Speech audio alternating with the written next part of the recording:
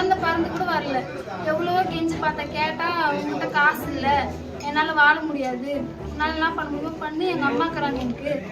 நான் வள்ளிப்பட்டில் இருக்கிறேன். என் பேர் சூரியபிரியா.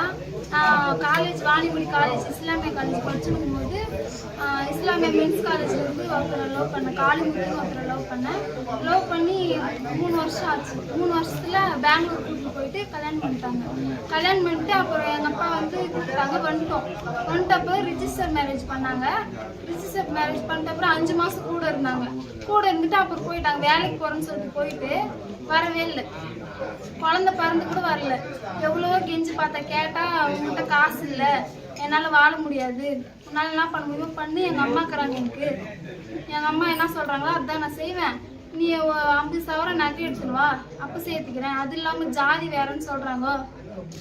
அப்படியெல்லாம் சொல்கிறாங்க. இன்னும் அந்த குழந்தையே வந்து பார்க்கல. குழந்தைக்கு எந்த செலவும் பண்ணல. அவங்க போலீஸ் ஸ்டேஷன் தேடி போனால் அவங்க சரியான பதில் தர மாட்டேங்கிறாங்க. எனக்கு தள்ளி தள்ளி போடுறாங்க. 3 மாதம் ஆச்சு கேஸ் கொடுத்து. இன்னும் எந்த ஒரு சரியான பதிலும் இது வரையுமே வரவே இல்லை. 3 நாள் இப்போ என்ன பண்ணணும்? எனக்கு ஒரு வழி பறக்கணும். எனக்கு வழி தரணும். என் குழந்தைக்கு எனக்கும் எதனா இது பண்ணணும். என் குழந்தைக்கு எனக்கும் ஒரு முடிவு தரணும். எங்கள் அம்மா வீட்லேயே என்னை வந்து போ வெளியே அப்படின்னு சொல்லிட்டு போயிட்டு விட்டாங்க என்ன.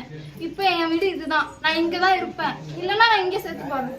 அவ்வளோதான். நானும் என் குழந்தை இங்கே செத்துருவோம். தேவையே இல்லை. 10 மாதம் ஆச்சு குழந்தை பிறந்து. வந்து பார்த்து 1 வருஷம் ஆகுது. இப்படின்னு தான் எப்படி ஹாஸ்பிட்டல் கூட வந்து பார்க்கல.